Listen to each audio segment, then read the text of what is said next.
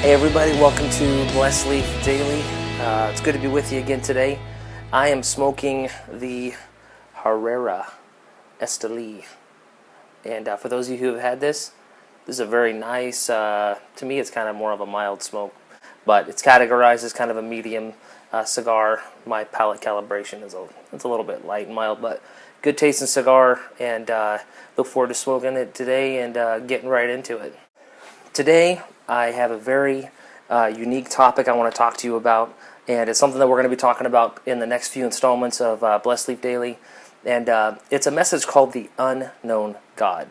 Now, here's what's interesting to me. I take this out of a passage in Acts where Paul uses this discussion with the men of Athens that he's there talking to and reasoning with, and he basically tells them, you know, there's a God that you have no idea about. And basically makes his argument from there. We're going to read it in a minute, but for those of you who aren't familiar with it, basically that's what he's doing. He's kind of debating these guys, and in the midst of the debate, he's showing them that they're dancing around and totally missing the actual true God that's right there, everywhere in front of them. So it's a very interesting thing. I want to dive into this, but as we go on through this. Blessed Leaf Daily and the Blessed Leaf Live, and as you hear me talk a lot, you're going to notice one big trend that kind of goes through all of this, and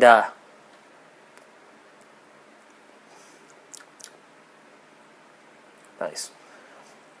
And the trend is going to be, I absolutely despise religion, and I love God with all my heart. Now, a lot of people have different definitions of this, and I just probably need to just get this in the onset so that you understand when I'm using certain terminology what I'm actually getting at.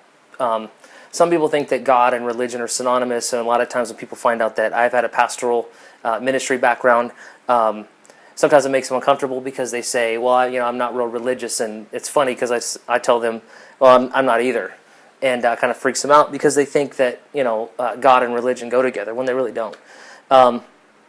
Here's how I define religion, and specifically the religion of Christianity, which is different than actually following God in a lot of cases.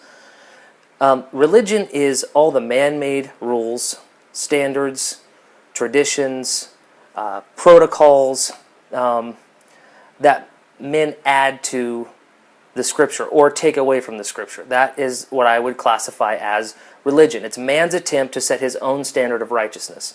Now, my background is many generations of ministers and pastors, and they came out of a Pentecostal kind of a background, Pentecostal holiness, all the way back to Methodism before that, and all the different Anglican and Methodists and all of those kind of Protestant offshoots that we won't go into right now. So the Pentecostal holiness movement was just invaded with false standards of holiness. I mean, people that are familiar with church, the no dancing, the women can't wear makeup, can't wear earrings, this whole list of you can't do's. I mean, my dad was raised, you couldn't go see movies, you couldn't go to a bowling alley because they had a bar there and it would look bad.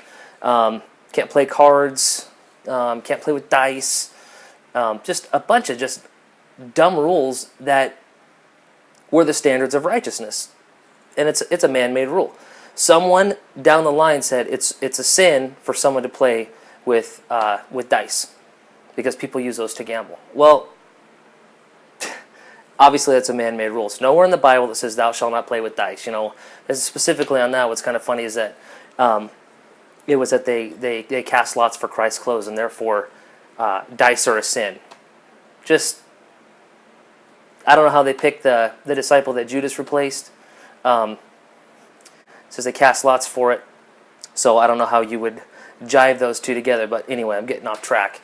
Well, maybe not. I'm kind of illustrating absurdity with a little bit of absurdity. It's just that religion's absurd. Man-made rules and standards are absurd. It happens in Christianity, and it happens in Catholicism, and it happens in every other religion that's not really associated with the Bible God, the God of Abraham, Isaac, and Jacob. But we see it in Judaism, what became Judaism. Christ and the Pharisees, his beef was not that he was breaking the Torah, or actually the God rules. He never did that. And he never taught. He said quite to the contrary. I don't think for one second I've come to do away with this. I've not come to do away with it. Not one jot or tittle of this is going to pass away. But he on purpose broke, and once you understand their false sets and standards that the Pharisees had back then, their rabbinical takanot and ma'asim, they're basically their man-made rules, like it's Bible now because I said so, and I'm the pastor so I get to make the rules, basically what they were doing. Jesus' actions start to really make a lot of sense. When he told the guy he spit in the dirt and put it on the blind guy's eyes and then told him to walk to the pool and to wash. Well, it was on a Sabbath day. So you weren't allowed to make mud on the Sabbath day, which is why Christ spit and made mud, because that was considered work, and they put a limit on how far you could walk on the Sabbath. Well, there's nowhere in the Bible that says that. God is very much, if I could say it like this, into limited government. So you have all the man-made rules, and you have all the God-made rules. God-made rules are awesome. They bring life and blessing and quality of life. It's outstanding. Serving God is great when it's actually done properly. When you're trying to meet a religious standard, it makes no sense. Makes no sense. That's why people get turned off on church. They leave churches because it's just stupidity wall to wall. When it's religion. Because religion makes zero sense. It brings no life. It brings no spiritual satisfaction. It leaves you empty. It leaves you wanting. It leaves your Christian walk with God as a compulsory, just a shell of what it actually could be. And people recognize that. And when they're dissatisfied, then they end up leaving. And what's sad is when they think that's the only view of God that they have, really. It's just, it breaks my heart. And that's why Jesus told the Pharisees, you go over land and sea, you cross the ocean to get a convert, and then you make him twice the son of hell as you are. You load him up with all these man-made rules and regulations, and all you do is burden people, and you keep the kingdom from people. That was his issue. Jesus, as a person, as a historical figure, and as a son of God, was a really cool guy. I mean, we'd want to hang with him, smoke a cigar with him. I mean, all that good stuff. But religion, it makes him. It gives God a really, really bad PR. So, this is what I want to talk about with the unknown God, because religion has made a very immanent God unknowable. Now, there's a theological term there called immanent. We have a cigar called Immanence, as Resigned Line, but completely different word. Immanent, Immanent, means pervasive, immediate, or everywhere. He's closer than your own breath. I mean, he's right there, and he's easily known. He's easily talked to. He's easily communicated with. But religion makes a God that close completely unknowable. Religion stops people from the kingdom, where seeing they don't see and hearing they don't hear, because when you're busy doing the wrong thing, it means you're not over here doing the right thing. And that's why the Pharisees were so